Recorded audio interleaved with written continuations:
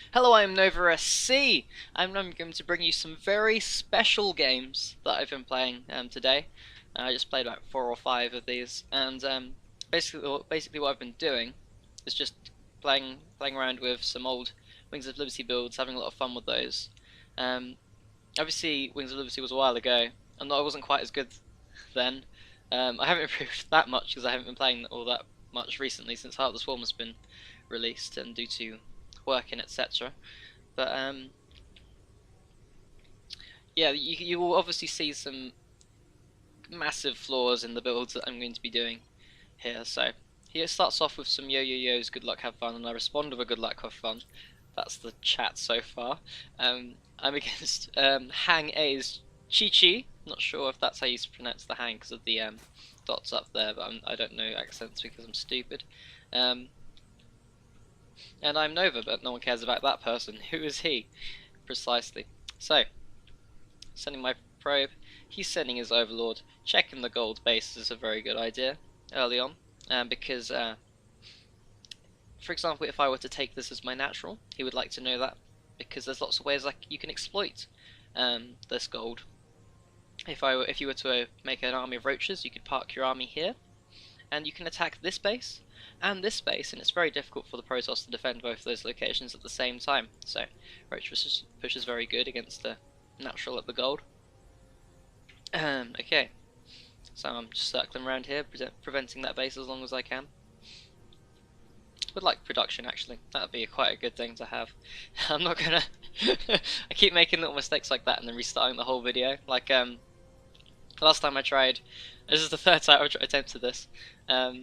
Last time I had this the time showing, and I restarted. But I'm not gonna restart for not having the production on. That seems a bit annoying for me, and I just can't take it anymore. So I'm dealing with this misplaced pylon. I always forge fast expand. As I was typing the good luck have fun, I accidentally placed it up here. So I'm going to have to try and cover that mistake up by building this one down here. I'm going to get a gateway, then a cannon, and a wall. I'm going to shut myself walling this off as fast as possible when links come up, which they should be. Is he trading links? He is trading links. I could have looked up here also, but I'm not that forward thinking. Hatchery going down, and a gas. It's quite an early gas before third base. Might be going for speed. It's often when they go for speed that third base is going down. The third, yeah, if you get the gas before the third base. I'm darting around the map a lot, just like reminding myself of what happened. It was only a couple hours ago, but still. Things walking up. My completely botched wall is going to kick me in the face. I'm able to delay the lings slightly with the cannon, which kills a ling, which kills a single ling. I'm going to have to get a zealot here to ward the remaining circlings off. And this looks quite annoying, but it's not that bad. I don't have enough probes to warrant mining from this base yet anyway, so it's not so bad. I can just rally my probes up here and I'll be fine. And we see the reason that my opponent has gotten this early gas. He's getting the speed so that he can defend this third, which is at the gold base, which is quite difficult to defend compared to this this base, which is further away from me. But the gold base is going to be more than worth it. You'd have thought. So this is how every other build, Forge Fast Expand build, opens up. But now we're going to see the difference between my normal style and my old Wings of Liberty style. So I'm getting a Stalker and chrono boosting it. Why on earth? Well, a lot of my old styles revolved around surprising your opponent with tech. So getting a Stalker out to ward off overlords and things is pretty good. Nowadays I usually get 2 zealots and then poke in with the 2 zealots to force a few extra zerglings than he would like. But Stalker's going to be good for warding off the overlord, so I can just get tech in just a little bit earlier. And here's my tech of choice, a Twilight Council. Gold base being saturated. Let's have a look at the units. Fairly even on units actually, this is really nice. But he's going to be shooting ahead in workers mighty soon. Getting his tech for a little wall off seems sort of pointless to me, but never mind. I'm going to be able to, if I wanted to scout these, I could easily do it with hallucinations or things, so I guess he's not really worried about me seeing these. He's sending all of his drones to the gold. Interesting.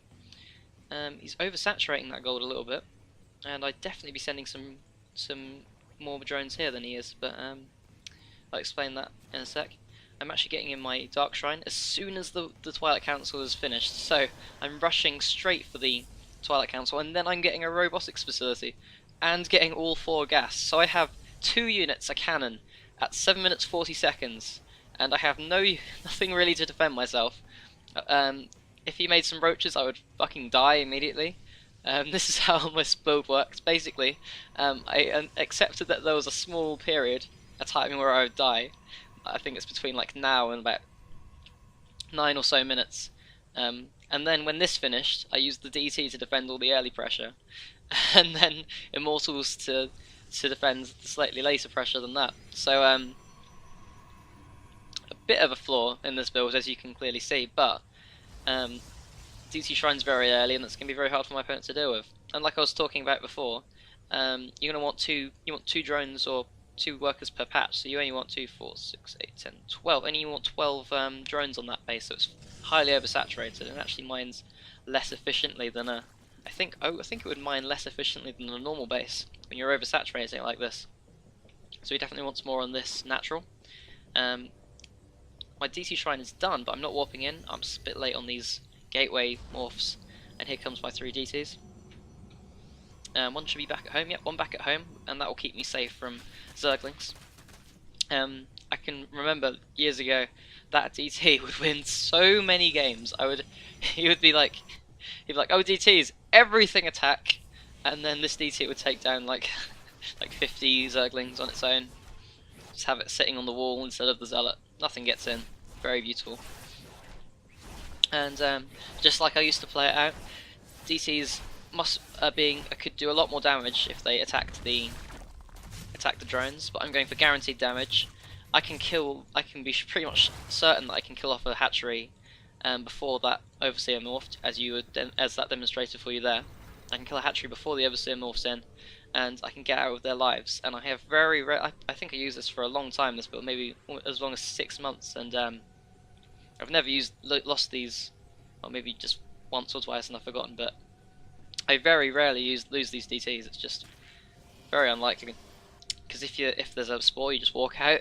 I often send the Zealot in just to check if there's a spore or not, and I have my DTs just safe, just sitting there, and he's not going to be able to attack very easily without an Overseer. He does have one, but it's still a bit tricky. And I'm making tons of Dark Templar, I'm making tons of Immortals, and I'm getting upgrades, and 3 more gateways. All the gas has gone into Immortals and Dark Templar, and all the excess minerals is getting me gateways. So this is just a classic all-in technique. Gas goes into tech, minerals goes into just stuff to throw at your opponent.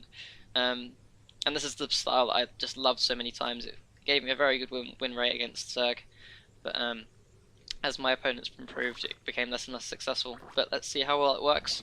I got the base like I usually do, got the hatchery like I should always do, and now I'm making tons of Archons with all that gas, lots of Immortals, and thankfully for this base, for this map, I have a gold. I can take this gold as my 3rd. Don't have to worry about Mutalisks, because if he does make Mutalisks, that many Archons is just going to roll straight through his face, straight through his face, and here we go. Unfortunately, accidentally splitting a few of my units off there, but Archon's Immortals doing a lot of damage. That could have gone a lot better if I didn't make the mistake of ignoring the pathing there. But I cut through that army fairly easily, and as you probably noticed, he got slightly annoyed. Slightly annoyed at me making any DTs at all. Oh shit, he made a unit that he can make. Oh, he made a unit with Cloak. Everyone hates you, I love it. Obviously that you can't in any way argue that DT pressure there was an all-in. That was just guaranteed that I deal the damage that I deal there. It's just so unlikely that would fail, especially considering I knew that he hadn't seen the Dark Shrine or the Twilight Council yet, so that was just very unlikely to fail. got all my 5 immortals. I usually attack with the 3 or 4 immortals. Tons of Archons. I should be making more Archons now. My anti-air isn't looking that good, but it's just me so good, absolutely brutal. As you can see, the composition works really nicely. Archons are the Immortals are gonna be very good against the Roaches. Zealot Archon's gonna be good against the Hydras or Muselisk, whatever he throws at me, and against the Lings, of course. And I've just retreated back home. Made some more Archons. Definitely should have been making more Archons than this, but and should be making these upgrades. Good lord! But my third is in, and so is he. So I'm even on bases with him now, and mine's a goal. So I am actually, I'd say I'm ahead in economy against the Zerg player, which is fantastic. He's actually undersaturated in his bases, fantastic. Whereas I have 16, should have 16 there as well. Must have sent one to build things. He's going to see the gold base, but there's nothing really he can do about it. If he sends this army to attack the gold base, then he's going to get surrounded, he won't be able to retreat. This army, even though I would say it's less than the opponent's army. If your opponent doesn't micro, it's going to win straight up. Just like Protoss armies with Colossus against Terrans who don't micro. This army is just going to crush through the Roach Hydra. As Zealots, these tiny little Zealots, one-on-one beats Roaches. Actually made Hydras, I'll explain that later. Big engagement coming in here. If I lose this horribly, I will lose the game, but it'll be fine. It's going to look fine. I'm just retreating to my base where my reinforcements will come better, and I'm just going to engage. That cost me an Archon, but I think it should be worth it. And then forcing them back with the Immortals, dealing so much horrific amounts of damage, and having Archons and Zealots as a beef for the Immortals, they're just never going to die. 7, 1, 6. They haven't got too many kills left yet, but you can guarantee that they've done a hell of a lot of damage and assisted the Zealots. Like how quickly all those units die against this army. My next step is to make High Templar with Storm. I probably should have teched this earlier. I haven't done this build in a long time. These High Templars should be a little bit earlier, but they're in now, and just in time for them to use feedback to kill off all those Overseers. Very nice. After the Zealot Archon Immortal phase, you want to add in the High Templar, and then around 16 minutes, you want to add on lots of Stargates, three or so Stargates, but because of all the units my opponent's making, I'm not too worried about that. The reason you want the Stargates is because Broodlords destroy this composition just without...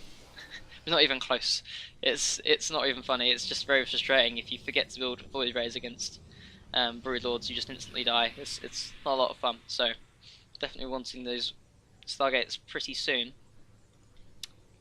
But yeah, and if you wondered where the Archon came from earlier, I was warping in some units here to harass, and I just made that into a Archon while it was down the bottom left hand corner, and then I just walked it back home. So I don't know why I was expecting that to work, but yeah, I did get intercepted. Another big army from my opponent. I think I am ahead at this point, so he doesn't really want to be engaging here. Shaking all the good trades he can, but these storms are going to just wreck through his army. He needs to be very careful here.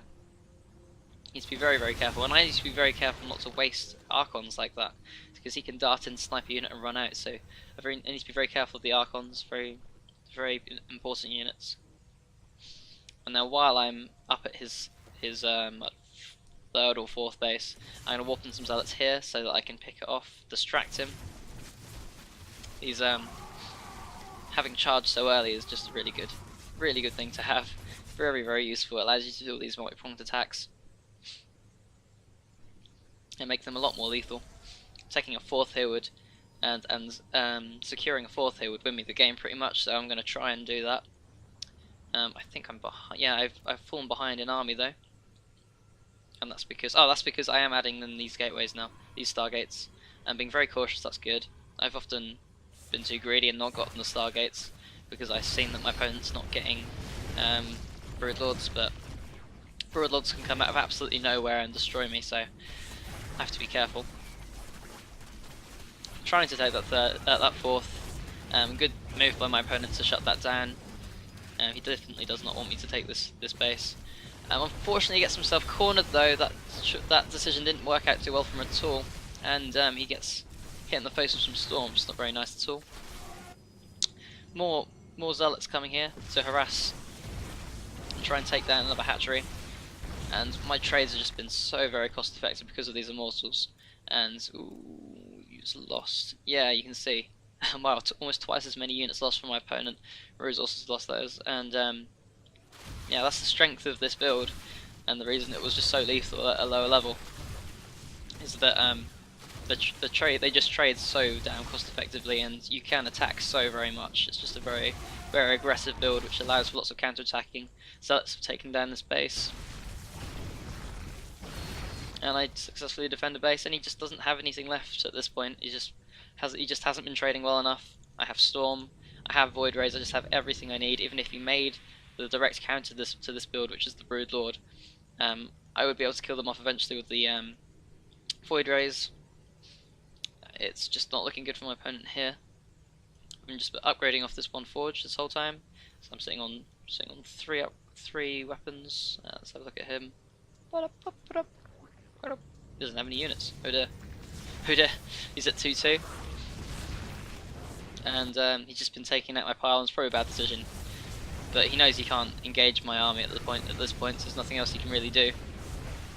Not looking good. Not looking good.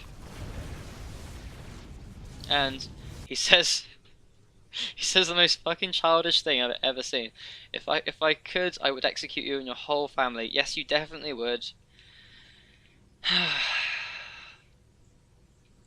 By could, you mean couldn't? Wait. I don't understand what he's trying to get at. But yeah, very strong build.